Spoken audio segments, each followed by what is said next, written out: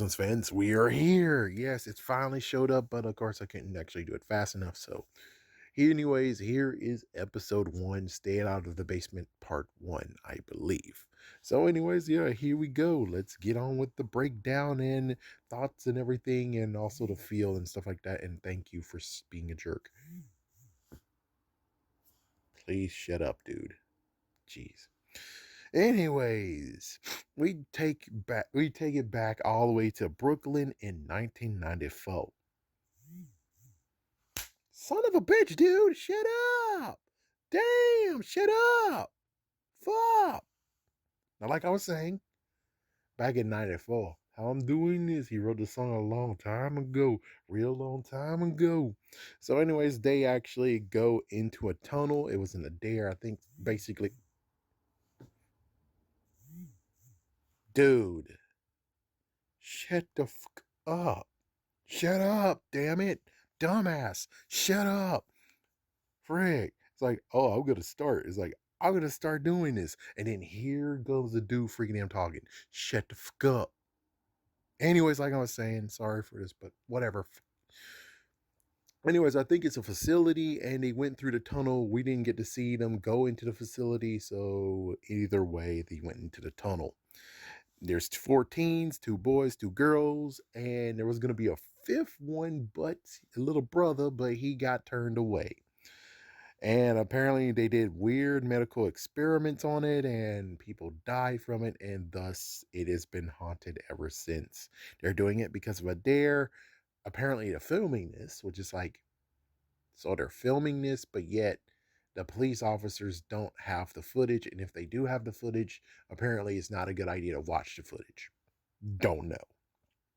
So there was a control panel, and the control panel actually came online, and then the contamination or contaminant or whatever you want to call it, the contamination space opened up and just started to go.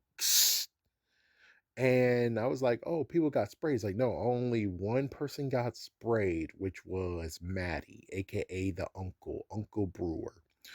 So he got sprayed, and then Matt actually disintegrated. Damn.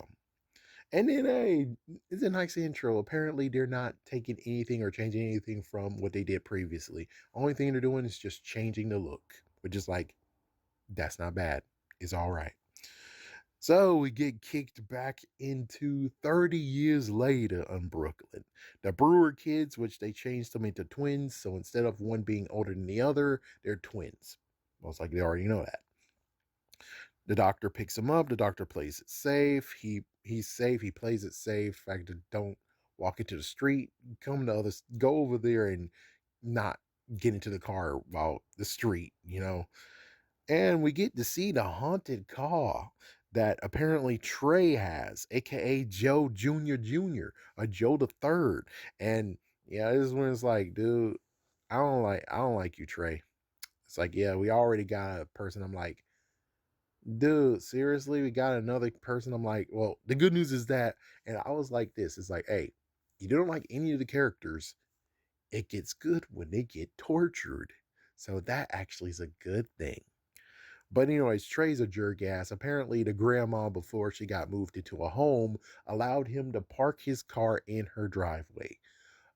Idiot, if she's gone, that means that new people are moving in, which means you can't do the thing that you did before, which is park in the damn driveway. So you kind of need to go for the future, man. It's like you're forced to live in the future, so stop doing that, man. Stop doing that crap. But it's like, he's gonna keep doing it. He's a jerk ass, and we find out even more how much of a jerk ass he is. So, anyways, the grandma, of course, like I said, is a home. He got to move into that house. The aunt actually is getting a brain surgery, which apparently, instead of living with their mother, the twins are living with their auntie. It gets even crazier how sad the mom is in this. So he has one rule, which of course is stay out of the basement, but he has many other rules too that he gave packets for. And apparently, for Cece over there, her packet includes a stun gun. What? Yep, I bet that's something for the future. So in the basement, he shows what's in it, which is just plants, lots of plants. And of course, Devin likes to tap on stuff, which is like, no touchy, man, no touchy. And something about embryo, and he make a breakthrough that could rock the botulus world or something like that. Anyways, the doctor actually hugs them both to make sure that, hey, I know I snapped, but hey, we family. And of course, Devin wants to touch more. Dude, come on, man. So they go to lunch and she says, yep, a lot. Awesome. And it gets even funnier. Where it's like, hold on. So you're telling me you're a part of the debate team, and yet all you can say during him talking to you is yep. Damn, you suck. Damn, you suck ass. So again, like I say, you got the stun gun. She's going into she got into a camp. Oh damn. Oh dang. So she needs a thing, and camp will be her thing. Actually, no, debate club, because apparently this is debate camp. So this is her thing, debating. Well, she didn't show that when they were at lunch and he was talking to her. You suck. Anyway, something happened. Apparently, yeah, Devin actually is not having a good time at school. He caused a fight, and of course, don't buy the sushi. It is doomed.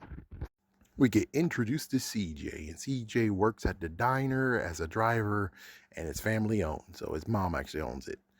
And apparently, they're going to have a park rendezvous soon. And CJ apparently sneaks a snack from the delivery. It's like, damn, man. Like, dude, what the hell? Then, of course, they come home and they meet Detective Jin. We meet Detective Jin, which apparently Trey, wuss ass, filed a harassment that he actually got his mom to do. It was like harassment of you being on their property because you shouldn't be parking there in the first place. And he's like, oh, well, the grandma let me do it. It's like, dude, in the world that we live in, if someone leaves and a new tenant shows up, whatever the new tenant wants to happen is going to happen. Whatever the old tenant had you do, you're gonna have to work it with the new tenant. And since the grandma didn't have a car, but the new tenants have a car, that means that you don't get to use the driveway. You idiot. And you're a freaking wuss getting your mom involved on this. But anyways, yeah, Trey's big on conspiracies and it's like, oh great. So Detective Jen actually got some evidence for the doctor. It turns out she got his brother's hoodie back from lockup after all these years. So he was the one who got shooed away. Yeah, so yeah, he's the younger brother, and the older brother was the one that got disintegrated. So Doc and Tori, the ex-wife, aka the mom of his children, are having an argument because, camp in the city, seriously? And here's the real kicker. It's like, oh, well, then she's a scumbag because remember, they live with their auntie. The mom is living off her parents' money. Yeah.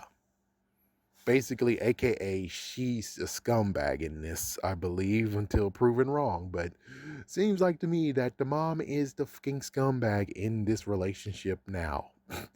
She's basically a scumbag, period, I bet. What, you wanted to marry a doctor and get filthy rich and crap? It's like, we don't know how much money does the mom is getting from her parents, but still, it sounds like to me, it's not the fact of, oh, they died and I have a big inheritance. It's more like she's asking the parents for more money. Yeah.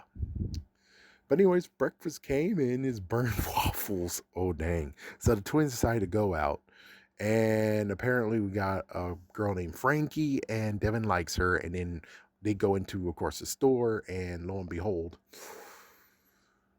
I call her teen junkie. She most likely is not a junkie. She might just be a shoplifter, but considering she's talked about medicine first and not, supplies, teen junkie. That's your title. Teen junkie. Steals the drugs. And he's like, I can go live and tell you get discriminated. It's like, You might be a junkie. Okay. It's like, maybe not, but you might be a junkie. Anyway, Cece, apparently, she decides to shoplift an item. And I thought, oh, she did it for her. Bull crap. He's like, yeah, because they know each other. It's like, no, it turns out, no, she just did it for her damn self. What the hell, Cece? But anyways, at the park, Frankie is there. Cece takes CJ so Devin and Frankie can talk. And apparently, Frankie knows how to knit. Maybe that's foreshadowing. And then we get to realize that freaking Trey is with Frankie. Really? Seriously? Really? And it's like, her buddy Devin, she says. And it's like, oh, really? Anyway, Cece's alone and Teen Junkie shows up and she's like, yeah, of course she didn't steal for her at all. She's like, and Teen Junkie's weird as frick because number one, she decides to take her lip gloss and use it on herself too. And it's like, germs, man, 2020, anybody? What the fuck is wrong with you, Teen Junkie? I bet you used needles from other people too. Oh, like it's gonna be funny just later on. And it's revealed that oh, she's not a Teen Junkie at all. No, she doesn't do drugs. And it's like, well, she shouldn't have mentioned freaking damn medicine that can be abused. Her fault on this. Yeah, it's like, oh well, my parents told me stealing is wrong. It's like, I'm pretty sure you freaking damn steal too, right? Because there's no other way why you got shooed out of the freaking store, you idiot. Anyways, we get the family history with CJ. Everyone drowse around. He brings them back over so they could talk about the tragedy of 1994. And of course, the damn junkie said some crap. Anyways, Devin actually tries to impress Frankie by saying that he's not scared. He'll go to the tunnel. He's not scared. And then Dre has to be more of a jerk ass and say, okay, well, prove it. So at night, they go to the spot. The twins, Trey, Frankie, and CJ, along with freaking Junkie over there. And Trey actually got bow cutters, which is not really important. And Trey actually tries to say, oh, well, you don't have to do this, man. And it's like, oh, so you can show him that he's a coward and he was just talking a big game. It's like, well, considering Maddie went and sacrificed his life, why do you think that their blood is actually full of chicken? Just saying. So, anyways, yeah, CC tries to talk him out of it as well, and CJ is like, "Dude, that's awesome, man! I'm excited." And Devin actually makes it sound like it's gonna be a quickie and quick out. Goes in there, take photos, come out. And of course, CC thanks CJ because it's like, dude, seriously, I'm trying to make him not do it. So Devin goes in, Frankie's impressed, Trey just guns it down, yeah. And then CC tries to help out Devin because it's like, yeah, well, you were his first kiss and all. And Trey's like, oh, well, this is some bullshit. And he decides to take the bowl cutters, cut open the breaker, and then just stabs it. Messes with electricity. Control panel sparks. The contamination thing opens again, and it gets him. It straight up affects him. But of course, if you notice, when it opens up, you see his uncle and his younger state. He's like, and he just freaking just contaminates him. So now he's contaminated. The others are concerned. Trey actually laughs, jerk. Devin's knocked out, but his eyes are leaking just like his uncle's. Didn't mention that, but yeah, when his uncle disintegrated before that, he had his eyes and it was leaking out blood or blackness. Don't know. And well, like I said, he's seen his uncle. So Devin actually is kind of out of it and they get out of there. So the next morning, Devin's okay. He mentions that he blacked out a bit and CC just checked on him. Apparently CC's a straight A along with being a debate student. And well, it turns out you got a phone call. Doc got a phone call. The grandma actually had an episode, same time as they went into the tunnel. Like I said, it's the debate camp, and Doc and Devin has to go see grandma while CC makes an excuse, aka going to debate camp. So where grandma is a nice place. She got triggered by the night's events. Like I said, Maddie apparently was a swimmer, a good swimmer, and he got framed. They framed his death by him drowning. It's like, that's a horrible freaking idea. Why did you pick that? Anyway, his mom actually had to calm down. He got his mom calming down. Michael Devin Brewer, apparently. Yeah, he took his middle name. So he greets his grandma, and, well, he's the same boat as me. Dementia. Sucks. Does suck. Anyways, grandma can smell the uncle on Devin, and yeah, she just freaked out, and Devin got horrified, and the nurse takes him away, and, well, she never accepted her son being gone. The doc even sees his brother in Devin, and doc decided to give Devin a pep talk. Then at night, Devin gets to order out while the doc goes downstairs. He's able to finally check out his brother's hoodie, sweatshirt. And, well, Devin actually finds his uncle's book of photos, his photo album, I guess. So Doc actually checks out, like I said, his sweatshirt, and yep. And meanwhile, Devin actually does the same exact thing with the book and finds out that, oh my gosh, the person I saw when faced with the freaking dude with this crap, he's wearing the same sweatshirt as my uncle. Oh my gosh, what the hell? So he tries to go downstairs. Meanwhile, doctors checking out the residue that is left on the hoodie is a dry substance from that particle blast. I should have said that before, but oh well. And then Doc analyzes it and he's like, the hell is this? So like I said, yeah, Devin notices the plant out of nowhere decides to be like, I'm gonna reach down and take this substance, and then the freaking plant decided to actually, well, the dog tried to stop him. The plant actually took hold of the dog and just started to drag him. I think he was going to take him to the sewer, but no, it's just the sewer grate. Meanwhile, Devin actually is hearing something like before. It's like, oh my gosh, I guess it most like when he blacked out. And then the plant is trying to grab him, and it sure did. And took him down into the sewer, wrapped him up as if a cocoon, and then the freaking plant acted like as if it's Jumanji and freaking sneezed on him. Gave him another particle blast, so now he's even more infected, and the doc got released. Devin gets to climb out free, and we get to see that this was another blackout. So when he hears that sound, that's when he blacks out. So the doc now has roots on his right arm and on his hand, and I think the detective, Jen, has a board of victims.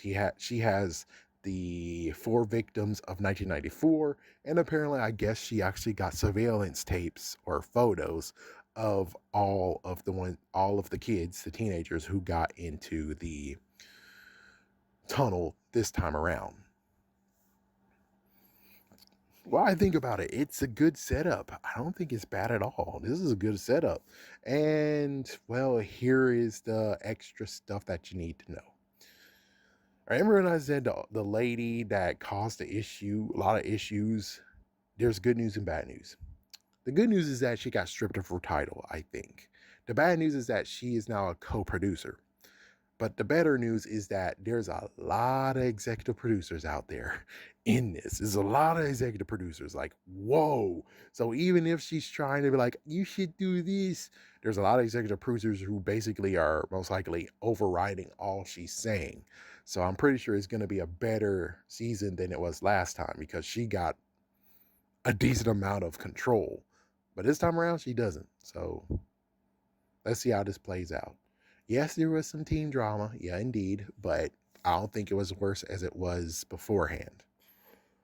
And plus, they make you hate Trey. So you know Trey's going to get screwed over. Now you get to enjoy it. You get to enjoy it. And the junkie, too, is like, yeah, I'm going to enjoy how she gets taken down, too. Going to be some good stuff. Anyways, there you go. I'll be back for episode 2, the second part of this. Have a scary day, a scary night.